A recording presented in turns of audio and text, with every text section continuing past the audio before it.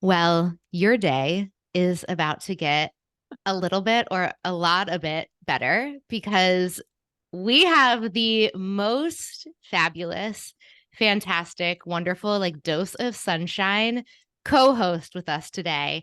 I am joined by the one and only Alissa Alter. I'm so happy that you're here with us on the Unmeasured podcast. Thank you so much. I am so happy to be here. I just feel like anytime I get to have a conversation with you, or anytime that I'm telling someone about you, or right now getting to like introduce you to people, I feel like I need to preface it with you are in for an amazing experience. Like you are such a special person. And like your life experiences, your joy, your passion, your perspective, like you're just such a special like bundle of joy. And I'm so excited for us to get to have this conversation today. For anyone who doesn't know Alissa, you are the Amy Poehler of vaginas because of your unfiltered determination to change the narrative around the female experience, which, side note, is why you are the absolute like most amazing guest for today. You are a former Broadway performer and certified Pilates instructor specializing in pelvic health. You use movement, mindfulness, and good old education to guide people on their path to stronger muscles, better sex, and confident sneezes.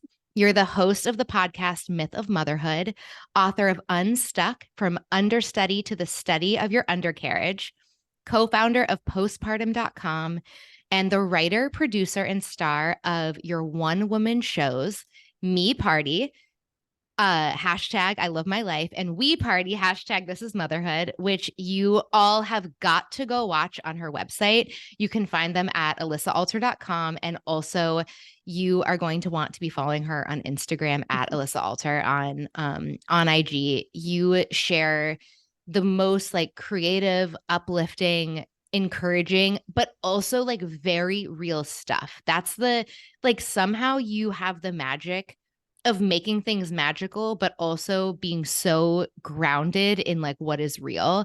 And I just don't think there are that many people out here in the world who can do it like you do it. Thank you so much. You just said Yeah. so many nice things. Thank you.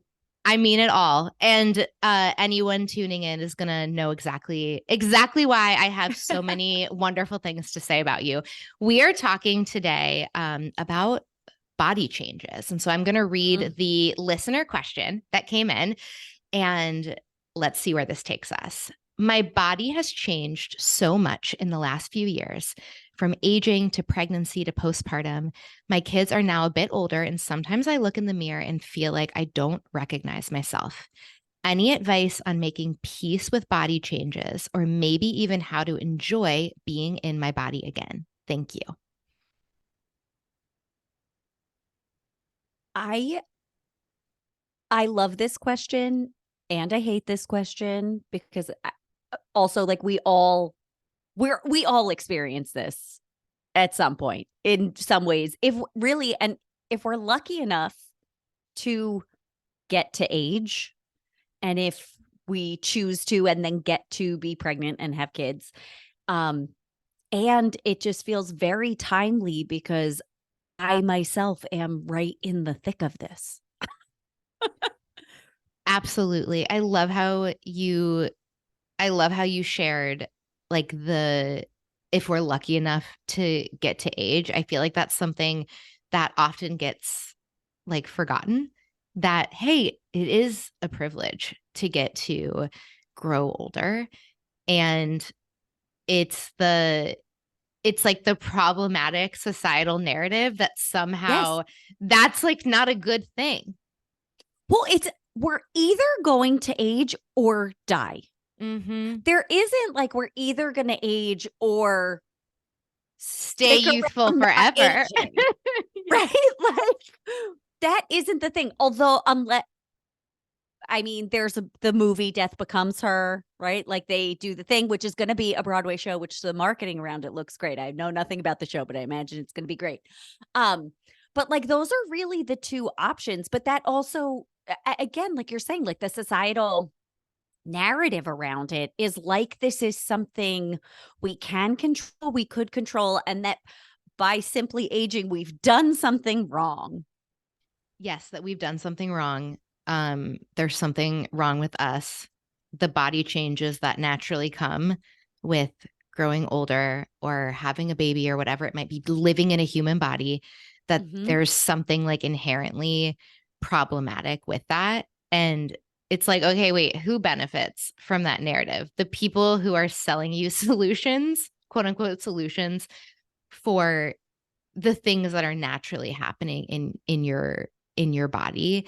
And it's so hard to just exist in a body and hear those messages all the time, and then to have to get in the shower and take your clothes off and see yourself in the mirror and you're like, oh my gosh, everything that I just heard is like bad or wrong. Like I'm seeing reflected back at myself. Totally. And it's so like that made me think of this phenomenon that I don't know, I haven't named it yet, but I experience this all the time, and I'm sure I'm not alone, where I will. So also, I had my second baby in May of 2023. So I'm X number of months postpartum at this point. I'm almost 5 months postpartum, right? I'm a former Broadway performer. Like I started dancing at 3 and never stopped, right? Spent time in front of me. I'm used to a specific body that also looked a certain way because I was dancing all the time, like an occupational hazard. The side effect was like that body. I then had 2 children. I also don't dance professionally anymore, which was very much my choice and I feel good about. I still love dancing. And I'm pushing 40. So I have a different body, right? So, but I spent a long time in that other body, and I will be naked and pass the mirror and be like, "Who is that? What the hell is going on here? Whose body is that?" Who's And in the bathroom with me? like what? Oh my God, what is happening? Right. And then like I'll have, I'll be like, oh God, I'm gross. Whatever, all the thoughts of like, and just sort of like grieving what was. And then I will go like, that'll happen. And then say 20 minutes later, I do moves, whether I do a Pilates practice, whether I hop onto Unmeasured and do a bar class, right? Or whatever it is, go take a class, get on the Peloton, whatever it is. And then I will look at the same body, right? Because we're talking like maximum 2 hours later, like not a lot. And I look in the mirror and I'm like, who is that smoking hot mama? Like, have you ever seen anyone stronger and hotter? Like, hot damn. Jeremy is so lucky to be married to me, like all of these things. And then I laugh at myself because my body is exactly the same. It's the exact same body. There has not been enough time for anything to be different except my attitude. And don't you feel like when you just described that you'll do some sort of movement, that it's also, I think when movement is coming from a really like positive intention, which I know you move with such positive intention in your life, that it's literally like you are co-creating an experience with your body. You are Mm, doing something like with your body. There is a partnership there and a collaboration that feels so good. yes. And this relates like this relates perfectly to the listener's question and exactly where we're going. For me, this time postpartum, I think I just have such an awareness of, well, I have an understanding physiologically that like the body I was used to seeing in the mirror for 35 years also no longer exists. I've now had 2 children.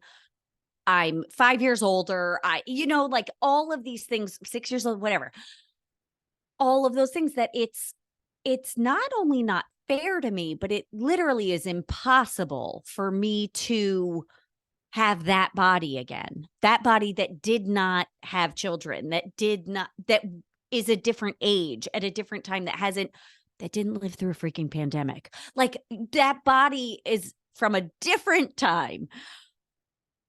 So I have that like rational understanding, which helps with the feelings, but doesn't change the feelings of who is that in the mirror? Who is that? That's not the body I remember having.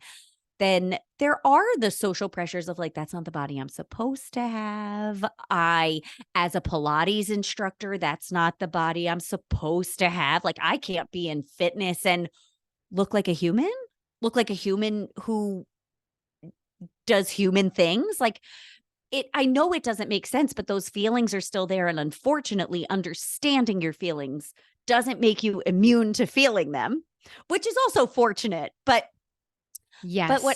what I've been focusing on so much is, I say it as like getting my party tricks back. Like, What are your party? Tell us about your party tricks. I'm like, I want to party with Alyssa. Tell me your party tricks. like I need to be able to do my moves, because more than the size whatever jeans, right? The other thing is that up until, I got very pregnant with Everett, it's like back bends, cartwheels, splits, handstands, scorpion forearms, all these like circusy, dancey things were all that's more of what makes me feel like me. It's not the pant size. It's the access to all my moves in my body to feel like myself. So I've been focusing more on that, which has really been very helpful since none of my pants fit. Right. And like, they'll fit when they fit, or I'll buy new pants. Yes. And what is it? Because I think there's something so amazing about feeling like yourself. It's like people want to feel Yes. like themselves. And so when we walk by a mirror and are like, who is that? There's it feels like a disconnect. It's like, whoa, I don't feel like myself, or that's not how I see myself. Or we see a picture of ourselves and it's like, whoa, is that what I look like? Or that's jarring. Those moments where there's that disconnect. And so when you're talking about these amazing party tricks, which I'm like, wow, I Well, love it. yeah. So splits, back bends, handstands, car wheels. I think it's also the ability to, like, there could be like a new move being like, yeah, I'll try it. Yes. The confidence to just be able to move freely and for Yeah. fun in your body, which obviously has been such a huge part of your life.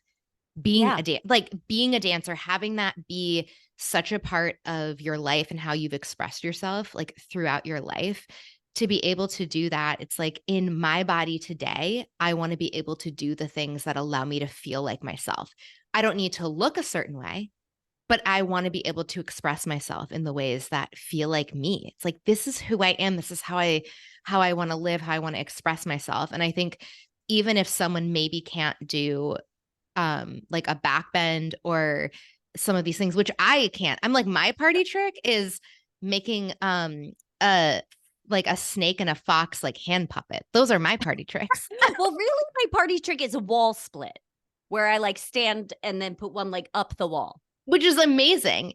And I think anyone could take a step back and say, when you feel like yourself, Mm-hmm. how do you show up in your life? Like, what does that look like for you in your life? What does it feel like?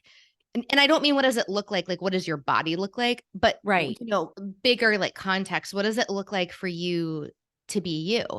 Is it that you are, like getting out in nature? Is it that you're really communal and like connected with other people? Like, these are things that our body changes or feeling uncomfortable or not confident in our body can hold us back from doing. Like, there's so much conditional thinking Yeah. around body stuff. It's like, well, once I, lose this weight or once I look this way, then I'll let myself do these things. When it's like, would those things help you to feel like yourself? Like, you deserve to Do them do them now. now. Yeah. Well, and I think we it's very easy and we're taught to, and it's tangible, it's right there, to give that power to that specific dress or pair of pants or sweater that you used to fit into, especially when it comes to like after having a baby, like your pre-pregnancy pants. To think, well, once I fit into them, then I'll be wearing my clothes. So I'll feel like myself because I'm in my clothes, and I'm not trying to discount the power of that. Like there, I do have like, there are two articles of clothing hanging in my closet that I love them. And I would like to fit into them again because I love them, not because the size. Unclear if that's if that's gonna happen. At a certain point, I'll figure that out. But to sort of assign that there, but I think what I've connected to with this pregnancy is it's it's being able to inhabit my body right now and have that freedom and feel like myself, that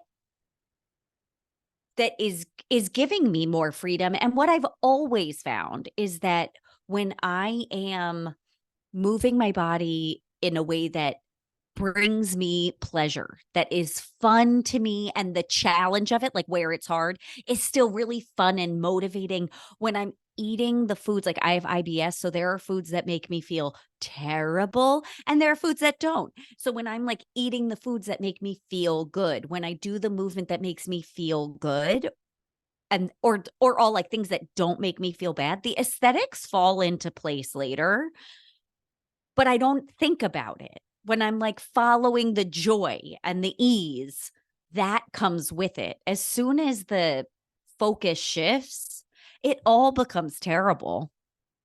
And by you moving in ways that feel fun and like challenging yourself in ways that feel fun and eating foods that feel good in your body, you're literally sending so many messages every single day to your body where it's like, hey, you're worthy of care and you deserve pleasure and you deserve respect. And I'm going And to you're take care super of you. fun. Yes. You're super Yes. fun. I like you. And like, how much better of a life is it to experience like those messages versus there's something wrong with you? Like, you're not right. I'm going to like withhold things from you. I'm going to withhold Mhm. pleasure. I'm going to withhold things that make you feel good. I'm going to make you suffer. It's like these are the things that we choose to say or not to say to ourselves. These are the messages that we choose to send ourselves or not send to ourselves. And I have so much compassion for why we get stuck in sending the messages to ourselves of like, Totally. you're bad. I'm punishing you. I'm withholding this from you. Like, I understand. It's to the point that you made where it's like you can know something, that you can know something but still feel something different. Like the feelings don't Yes. get invalidated. So even if we understand why we are punishing our bodies, like our body still is experiencing that punishment.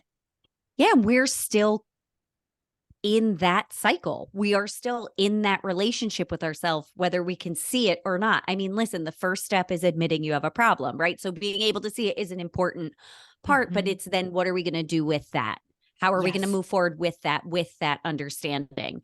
And that's, I think I'm so connected to it this time because with my oldest, with my first pregnancy and birth, talk about understanding something and not being immune to it, right? Like I already had been working for a few years in pelvic health and like focusing on pelvic floor and teaching courses on pelvic floor and Pilates for your privates. And then I had my son and I had a fourth degree tear, which is where it all where to become one, which that is in the show We Party hashtag This Is Motherhood, where I talk about my vaginus, where two became one. And there I had a huge identity crisis after that birth as both as a Pilates instructor specializing in pelvic health. How dare I think I have anything to say on this topic when I failed, right? Because if I understand the pelvic floor so much, I should have, and I'm a Pilates instructor, I should have sneezed and the baby came out and there was no tearing and it was uneventful and I gave birth on the way to the hospital because it just fell like it was completely the opposite. And I sustained this huge injury. So I felt that. And then I did not feel safe in my body. I did not feel like I could move without fear or even with my fear. Like I was scared to move. I did not have access to my party tricks. I couldn't get up off the floor without farting involuntarily because there's like a pressure system thing and the whole system had been compromised. But thankfully, I do understand the pelvic floor, but also how muscles work, how our bodies move, how we heal from injuries. This wasn't the first injury I've ever sustained. Certainly the first one to my two hole, but though that might not be true for everybody, but for me, that was true. That I learned so much through my recovery. I healed stronger and more aware that I think that also from that whole experience, both like professionally and personally and all of that, I then have such a different perspective this time than last time, where not that I was so focused on like getting my body back after having Everett, but just more than ever, I'm just so grateful to be able to move my body and do my tricks. Absolutely. And thank you so much for sharing that, Alissa, because I think a lot of people who are listening are going to connect with so many parts of that story. One thing that I thought was so powerful that you shared was the part about feeling almost like a failure, where Mhm. it's like, oh, I'm supposed to be this expert and have all this knowledge, and I'm the one helping everyone. And I do feel like, and I think social media plays a part in this, but I'd be curious to hear what you think. Like when you watch videos by people who are like, pelvic floor specialists or instructors, and there is this idea of like, okay, these are the boxes that need to be checked to have this specific outcome. And it's like, that's not necessarily a guarantee, but also that Yeah. doesn't mean that you failed. Yeah. 100%. I mean, I think when it comes to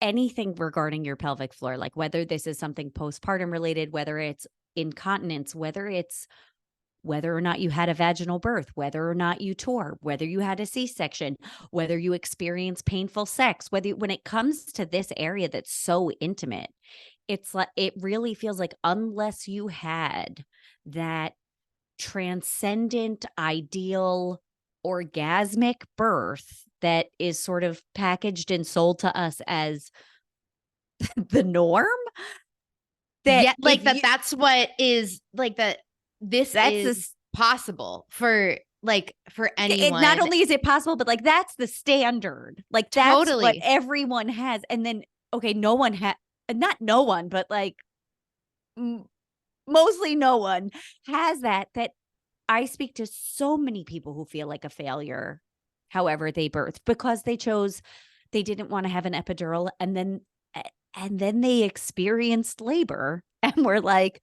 I'm going to need a drug, you know, Totally. And then they feel like afterwards, oh no, I I failed.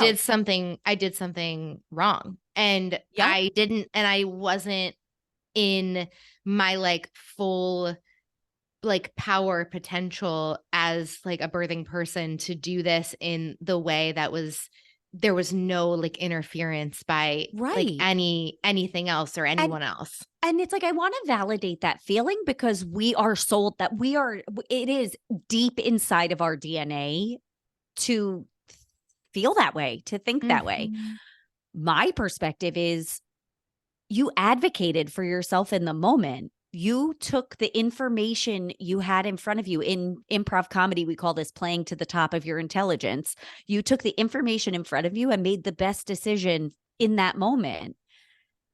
How is that failure? I mean, I think that's hugely successful, especially in a society where we are never supposed to advocate for ourselves. I mean, that is changing, but that's what we've been taught.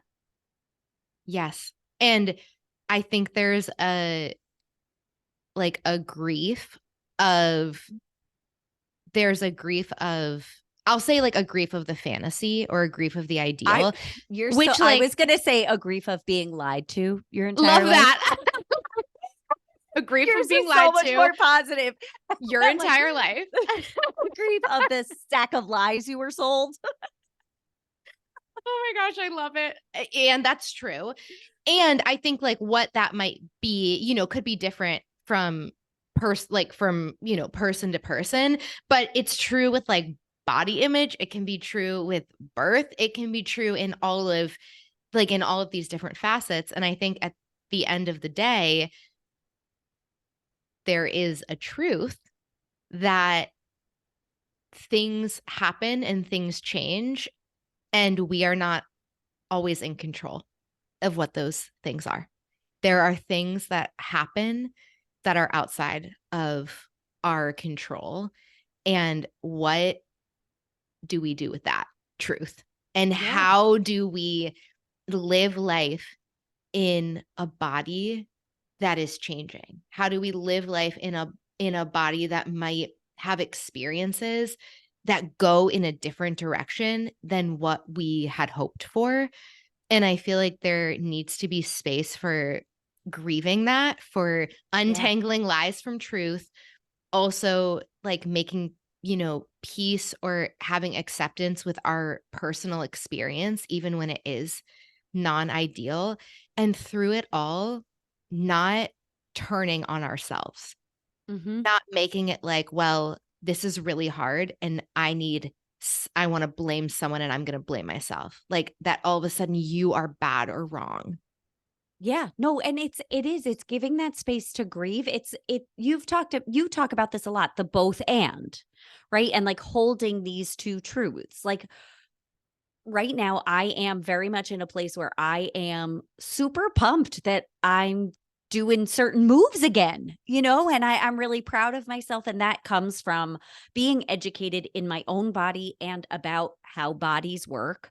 That, I had a C-section this time, which I chose, which I had to grapple with all sorts of internalized beliefs about that. And then realizing, like, I don't actually believe that. Like, that why is that belief in here? Because that isn't mine.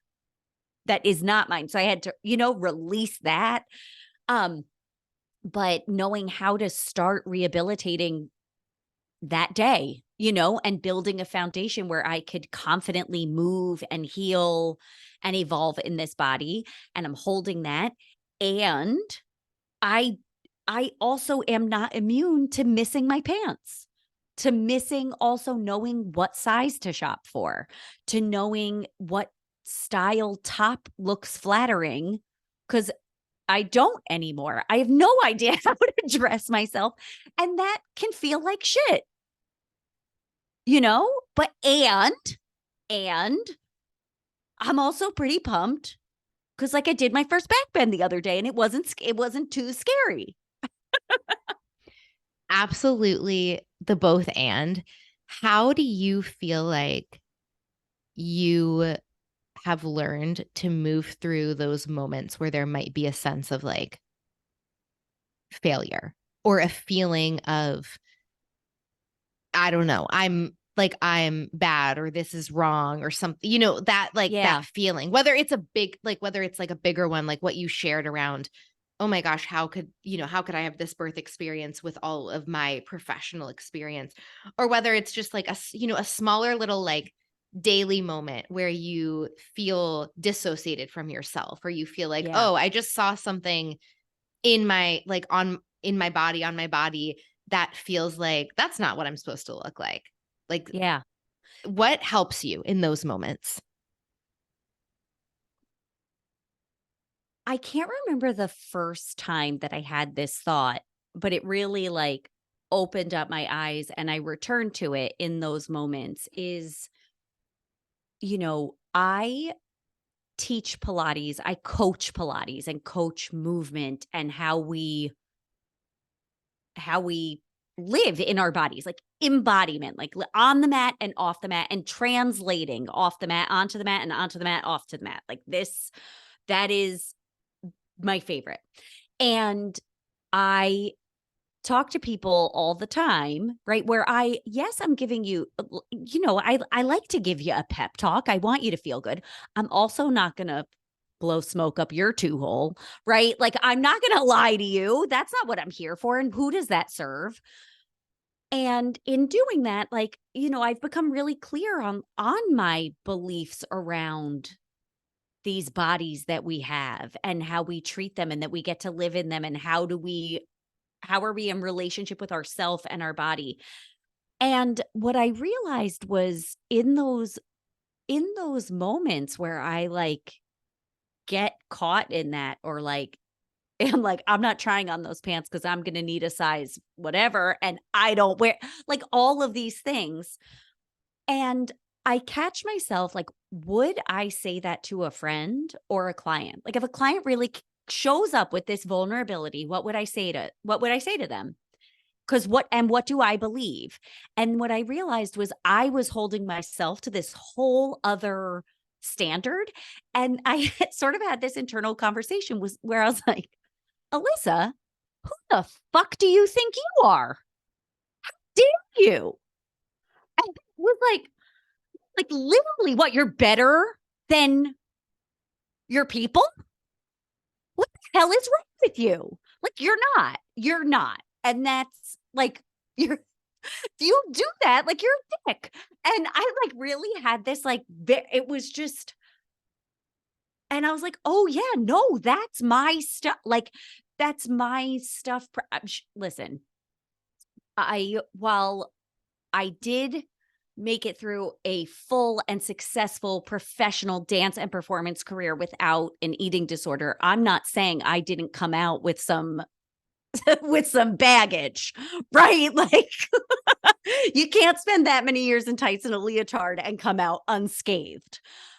Um, but like, what, I think the pressures of being perceived that way, and then feeling like, well, I'm a Pilates instructor, I'm a professional, I need to look like their goal. And that, again, I was like, who say what their goal is? What do I really think I'm? And I realized I don't. I have knowledge I want to share. I have experiences I want to share that we can relate to each other on, but my job is providing tools. Yes. And like, as if it's your responsibility to like sit on everyone's pedestal.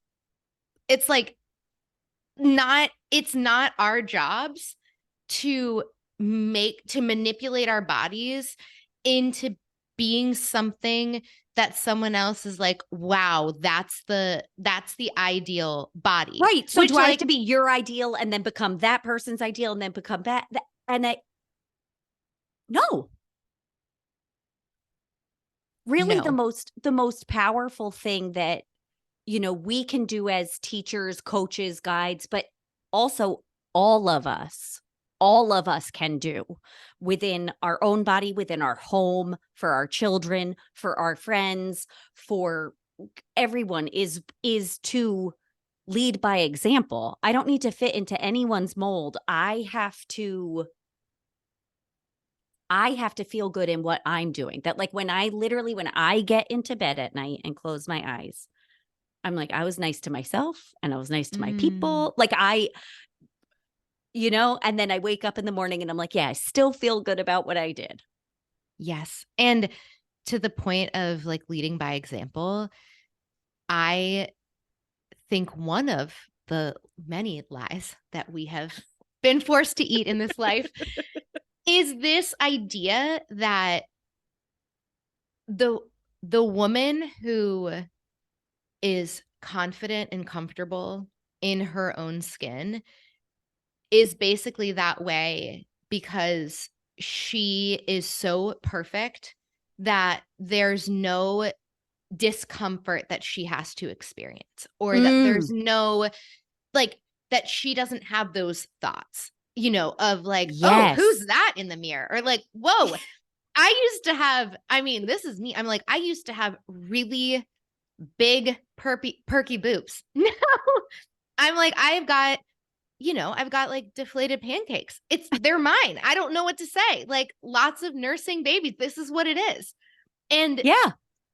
sometimes it's like, whoa. I mean, I'm at the point now where it's been so long. I'm like, I don't even remember perky poops.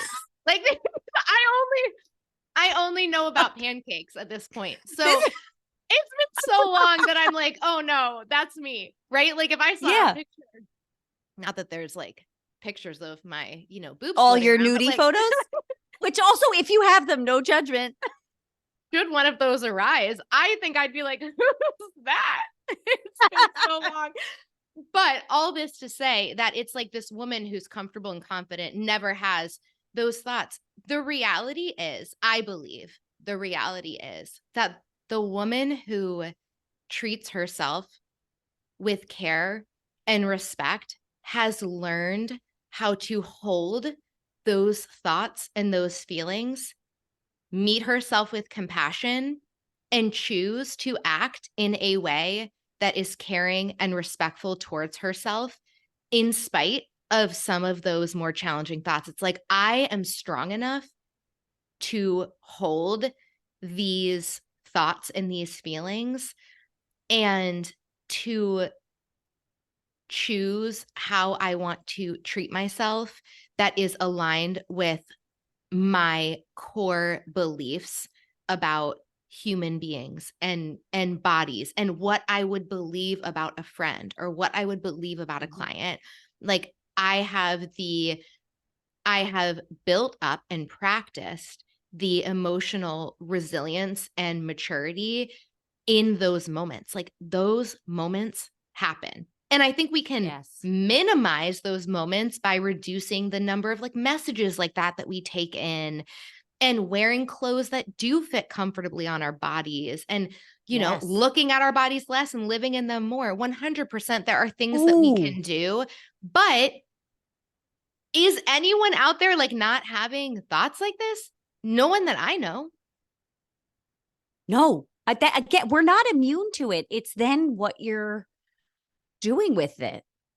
And like, I know you have talked about this, Simi, in your past. And for me, it showed up in a different way. But like, I spent a very long time living within those confines and those rules and that perfection. And then it was when I filed for divorce from my first husband, because I was like, if you look at this and check the boxes that lead to the outcome, I was like, I did that. I checked every box and this is terrible. I am so unhappy that to the point that like I cannot feel worse. So I'm going to leave this marriage because I at least know it won't be as bad as this. And I think it's, when you're faced with those moments where you have to break everything down and rebuild, that you also really realize that like this, you see through that smoke and mirrors about perfection. And then, who decided what perfect was, and what does that mean to everyone, and what does that mean to me? I feel like a super feminist perspective is like whatever we've been sold as perfection are really all things to keep us down, like to keep us hungry, tired, immobilized, because we're in like very high heels or very short skirts, and like we Super can't move, distracted. and distracted by how am I measuring up to everyone else, rather than how do I feel? What do I Yes, want to do? absolutely. Um, how would you feel about talking about sex for a few minutes? Yeah, duh. Okay, Great. let's I talk feel about great sex, about baby. it. And I bring this up because I feel like this woman did not ask Yeah. specifically about sex, but I think about how when we go through a lot of changes in our body Mhm. and we're having that feeling of like, wow, I think or maybe even how to enjoy being in my body again. Like that makes me think about pleasure. That makes me think about Yes. sex, and how we've also, mentioned in this conversation about that feeling a little bit of like dissociation from yourself, where you're like, wait, who is that? Right.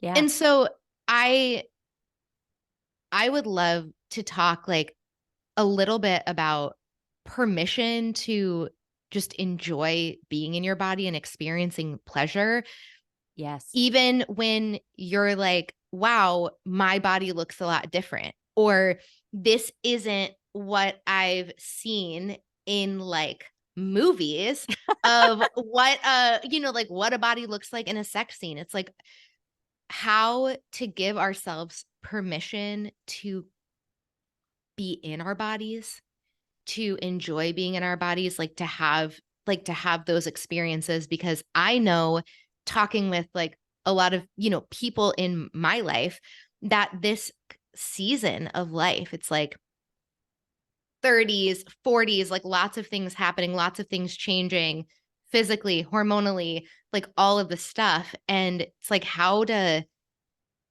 we get to just like enjoy being in our bodies? Yes. Something I almost always give clients as homework is a two-part thing, is to look at their vulva in the mirror, whether it's a hand mirror, whether you have like a full length mirror and you get on the floor in front of it, however you're going to do it. And actually look at yourself, especially like after you've had a baby, things look different. And if you've never looked before, right? You don't even know how are we going to own a part of ourselves that remains invisible? Right. And like our vagina literally, like, I mean, it's inside, it's very secretive, right? We can't really see it, but your vulva, you can. And to look at yourself and touch yourself. Now, that could mean masturbation for you if you are so inclined, but I also mean it just like touch your body. Like the analogy I always use, and this is because I am very sensitive about my eyebrows. I started waxing very young and over waxing. And so one of them goes bald very early. There are like 3 hairs that are holding down the whole fort. And if one of them goes, the whole eyebrow's gone. So I know this in detail about my eyebrows, but like, what about my vulva? Right. And then this is like a very intimate part of my body that then if you've had kids, whether if you had a C-section, like your undercarriage did so much work and so much happened just during pregnancy itself.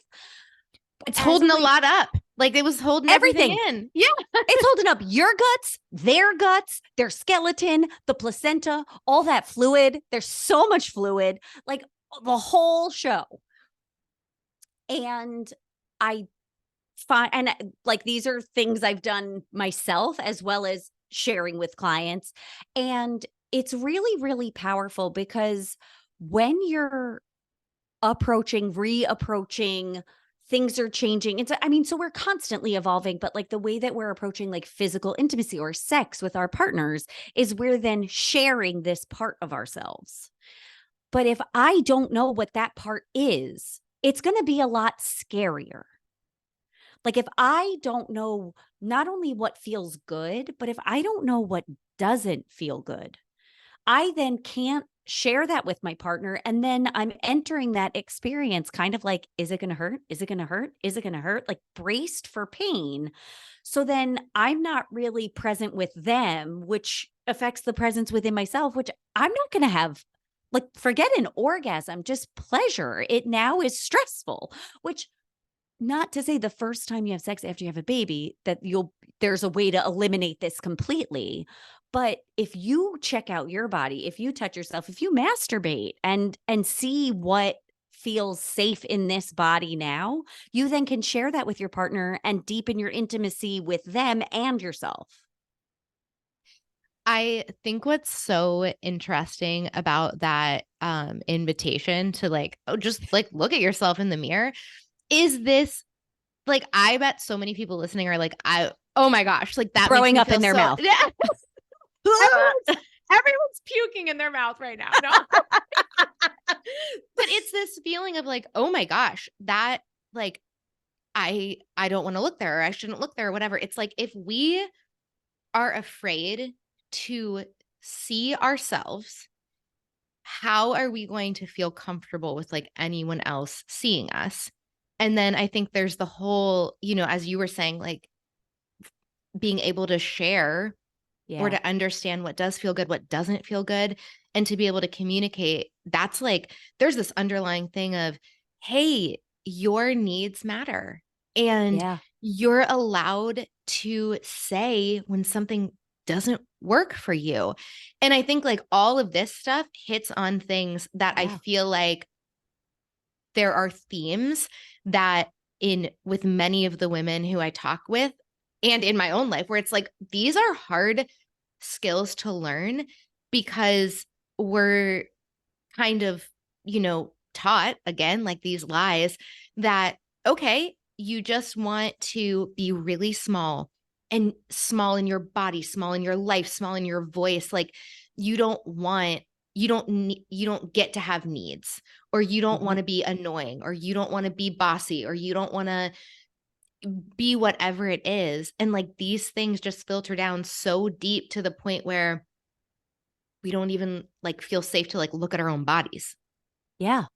Something that you said when you said that about being afraid to see ourselves, right? And then obviously we're going to be afraid to be seen by others, but it made me think of um in I know like in gymnastics, but also it's big in football, right? Like they teach you how to fall, right? To like relax and give in. And I know like from skiing, like you're more prone to fall and get hurt when you're scared and tense going down the mountain, right? And so that's why like in football they teach you to release as you're falling, because if you are scared and tense, you're going to get injured. And it made me think like I was thinking of like your undercarriage and your vulva, and if she's afraid to be seen, right? And she's so tense, she's going to get hurt. For all of us, if we're so afraid to be seen, that's where we're going to get hurt. And when you're feeling afraid or nervous, it's like you you're activating your sympathetic nervous system. Yeah. You're not going to be able to experience pleasure. And I feel like all of this, obviously you could be having an interaction with a partner who is doing things to not that make you feel unsafe, and like Yeah. listen to your intuition. But assuming for the purposes of this conversation that these interactions are happening with someone who is not that's not the It's a case. safe place. Yes, Yeah. that it's a safe place. Like it's like the safe place kind of has to be with yourself first. Yes. And well, and like with this, like this might be this might be just like ridiculous. But it's also like if I'm not able to like look at my undercarriage, to look at my vulva, to look at my anatomy, where does that like can I really ask someone else to put their face down there?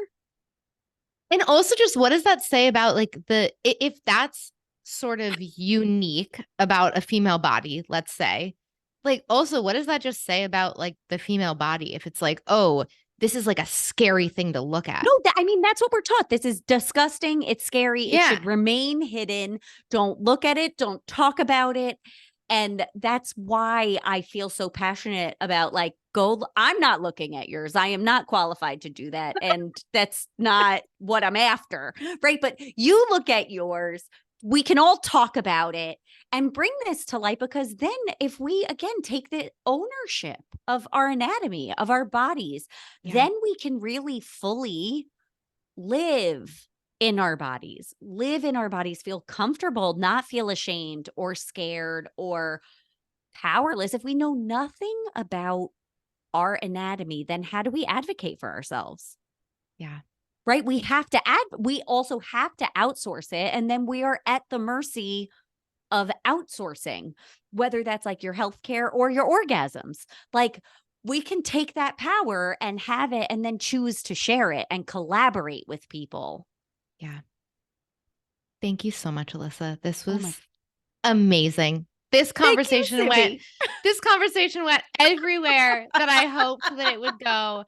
And I have no doubt that everyone tuning in understands why I love you as much as I love you. I love you too.